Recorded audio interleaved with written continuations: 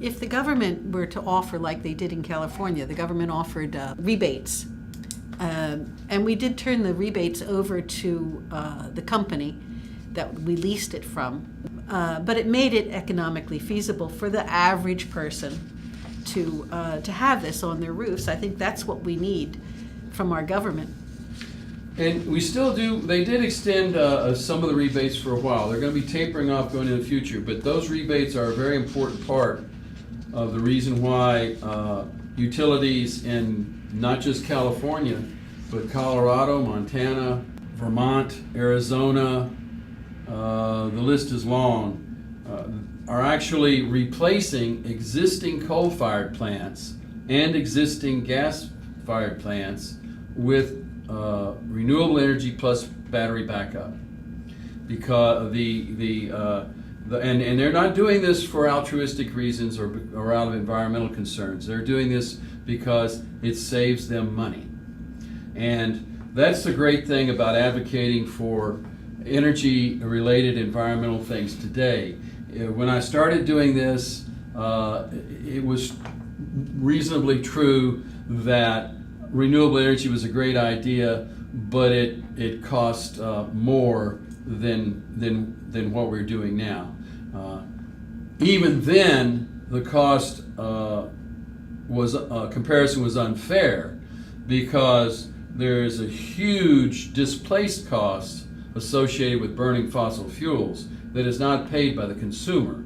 There are some 4 million people a year that die from air pollution due to the combustion of fossil fuels, for example. 1 million in China and 1 million in India, those two countries alone, where they've relied so heavily on coal. But people from the World Bank put out a report that said 6.4% of the global GDP was currently being offset by damage done by the burning of fossil fuels. That cost is going to go up.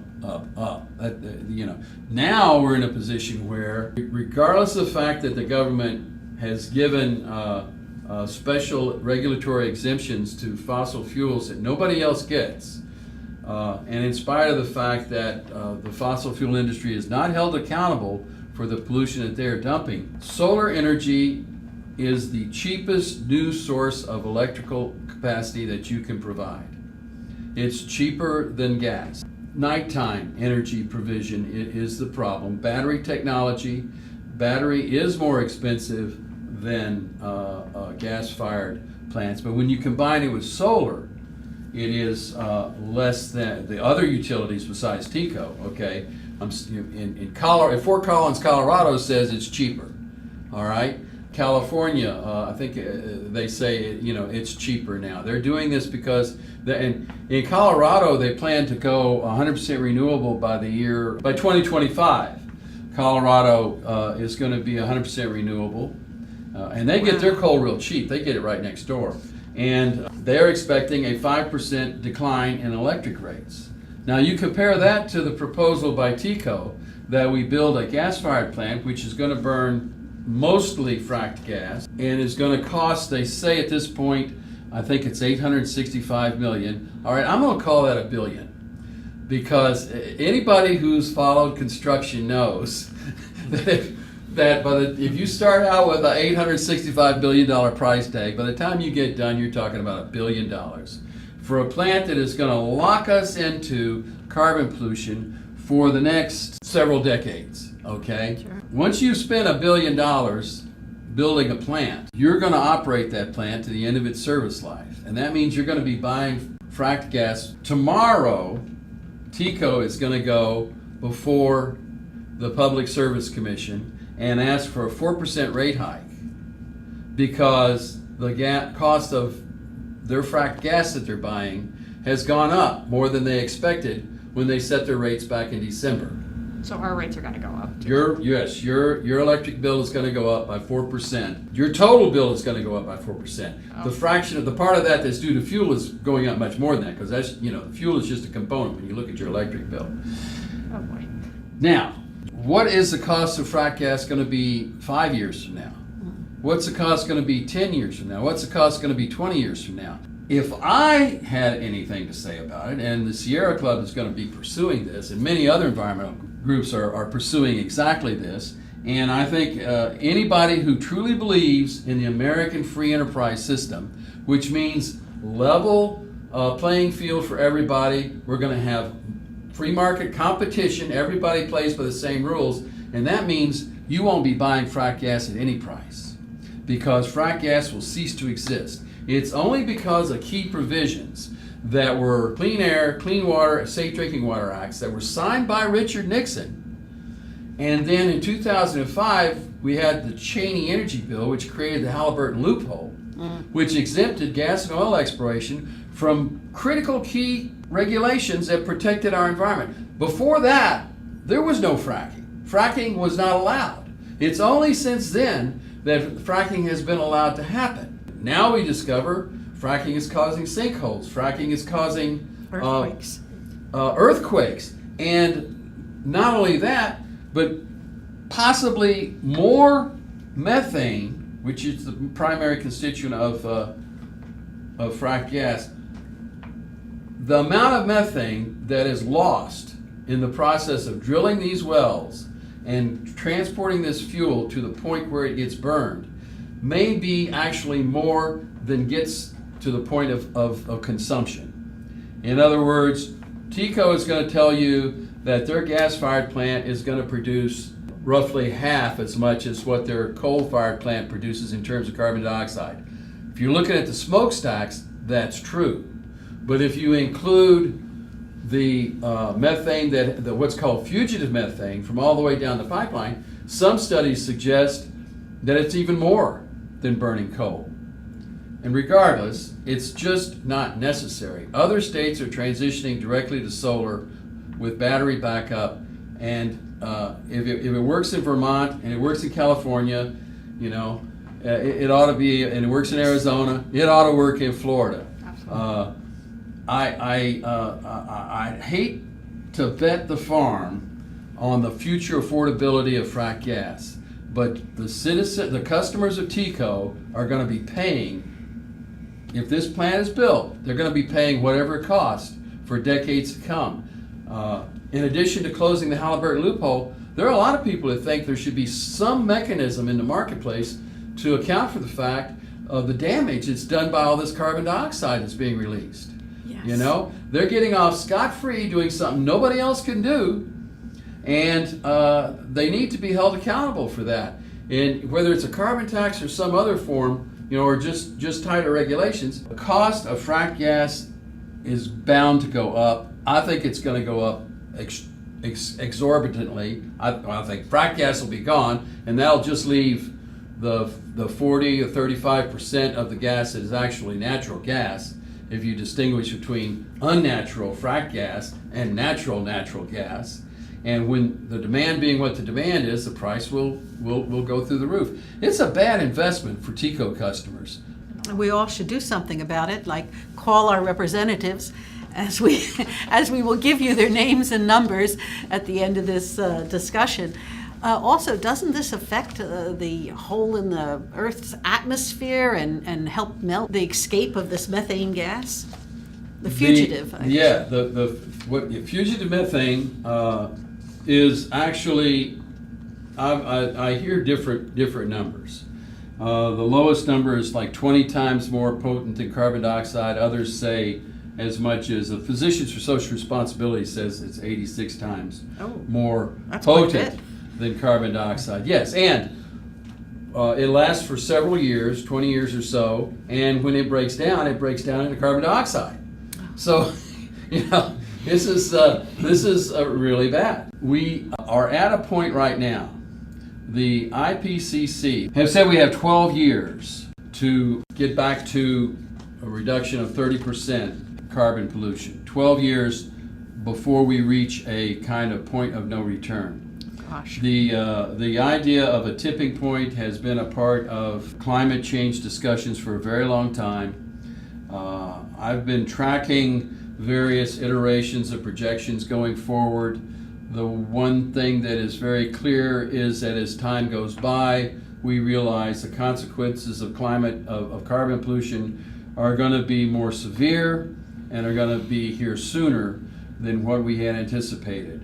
We simply cannot expect to continue having a planet that is going to be hospitable to humanity if we do not deliberately, immediately, and dramatically reduce carbon pollution. I think the shrinkage of the caps is proof enough when you see how much smaller and smaller they're getting. And that water will eventually flood here. Yes, Florida, right here. Yeah. Yeah, we experienced 4.5 inches of sea level rise here over the 5-year period between beginning in 2010, ending in 2015, or 12 to 17 it was. Eric Rigneau is an expert. He works, I think, for NASA. He's an expert in studying this ice melt. And his last, it's R-I-G-N-O-T. It reads like Rignot, but it's Rigneau, Eric Rigneau. And he is one of the more pessimistic climate scientists. He has actually suggested that we will see 20 to 30 feet of sea level rise in the next 100 to 200 years. Wow.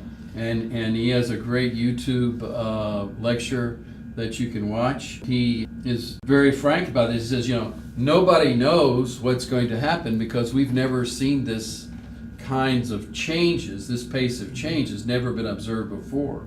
In a shorter term, I was president at Tampa Bay Regional Planning Council when Dr. Timothy Hall from NOAA said last June to the Planning Council that 30 inches by 2060 is probable. And by that, he pointed at the graph, which showed that that was the middle line of the 5.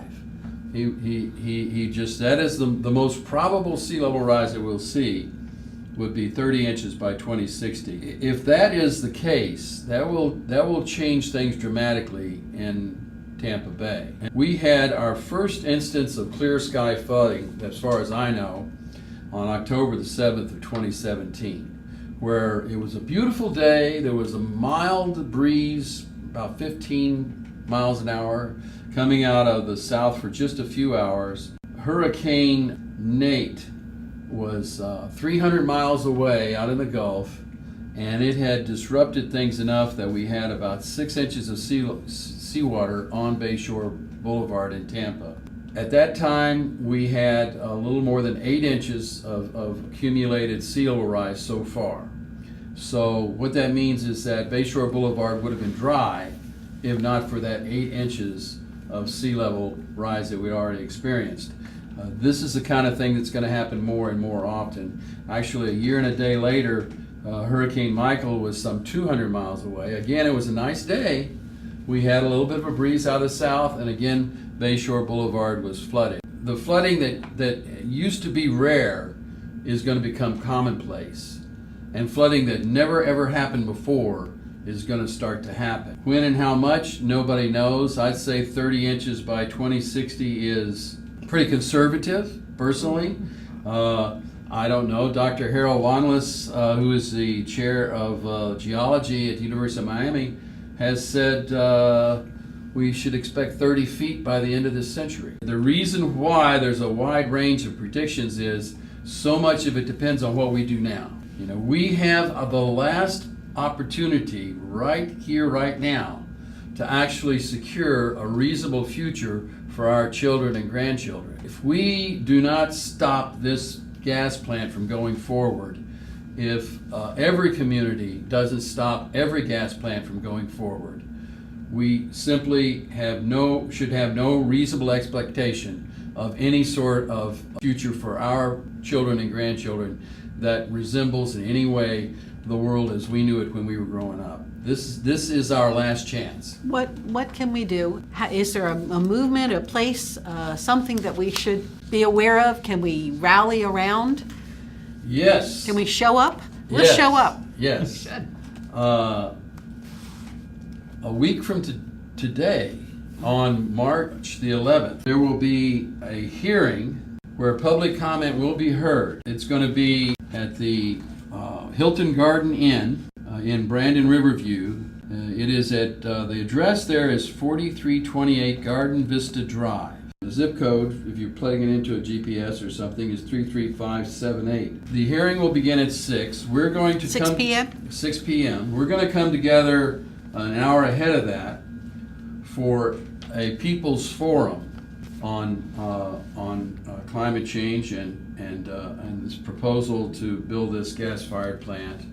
And I just can't stress the importance of this enough. The reality is, in the eyes of the state of Florida, this 6 p.m. March 11 Riverview hearing is going to be the moment when silence becomes consent for the people of Hillsborough County, the customers of TECO.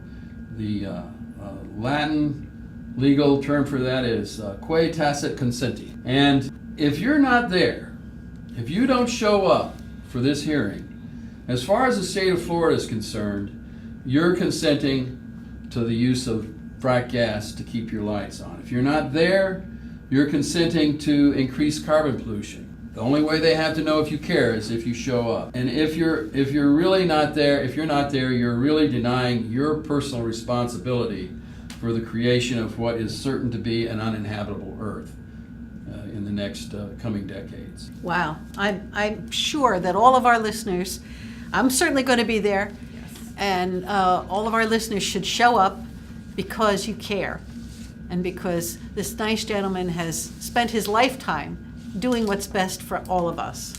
And then there was also one other thing. There's an amendment on the table that people are trying to get signatures for that would essentially take away the monopoly that TECO has on our energy grid. And it would allow third-party companies to come in. The consumer would have more choice as to what kind of energy they want to buy. We've talked about all of these restrictions with the solar energy. It's on the table. We can sign it. If we get enough signatures when we come and vote in 2020, we can get that passed. But that's a longer-term goal. How is the Sierra Club trying to encourage people? Yes, we absolutely have to get rid of this third-party prohibition. And we ought not to have to do it with a constitutional amendment, but if that's what it takes, and by golly, that's exactly what we will do. We also, for a long time, were one of the only 4 states that didn't automatically restore felon rights. Yeah, right. And we're now not that. Yes. Okay. So we moved the needle. We have made some progress there, and I think the probability for success with that is very strong, which is not to take it for granted. We need to work on it real hard, make sure that it happens the way we need to happen. Some background on that is in Georgia, which used to be in the same position we are now, the Sierra Club worked with the Tea Party in what was called the Green Tea Movement, and to eliminate that third-party restriction on sales. Now, we had different motives. The Sierra Club wanted to do it for environmental reasons. The Tea Party wanted to do it because they saw it as a personal rights, business-related issue that free enterprise demanded that they be allowed to invest as they saw fit and to create energy and to sell it back to the grid. And between the two of them, Georgia now has a very good environment for third-party sales to the grid. And we can do that in Florida. So we have to show up to this hearing, and then we'll also post the information about the hearing on our Facebook, Instagram, and Twitter. And we also have to sign the petition for the amendment and hope it passes in 2020 by voting. Absolutely. Very good, Kent. Thank you so much. My ignorance coming from Pennsylvania and seeing all this sunshine, why is there not solar? It is just dumbfounding for me. It should be a part of the building code. We're the Sunshine State. Exactly. And actually in South Miami, I believe it is, or on the East Coast, they have modified building code to require that buildings where it's appropriate and feasible install solar panels. We could do that in Hillsborough County. It's easy. It really is. If I live through it, it's easy. And speaking of Miami, I heard a politician say just lately that there are no climate change deniers in Miami because they all know the water's there, they see it Yeah. coming up. I used to carry a quote with me from one of the Broward County Republican County Commissioners who said, if you don't believe in climate change that's happening, you just don't know what the hell's going on. That's right. Well, we thank you again for enlightening us and letting us know what's going on. And we will be at the March 11th hearing at the Hilton Garden Inn. That's 4328 Garden Vista Drive. Come at 5 p.m. or a little bit earlier and see what we can do. Thank you so much for coming, sir. Thank you very much. Really appreciate it. Yes. Absolutely.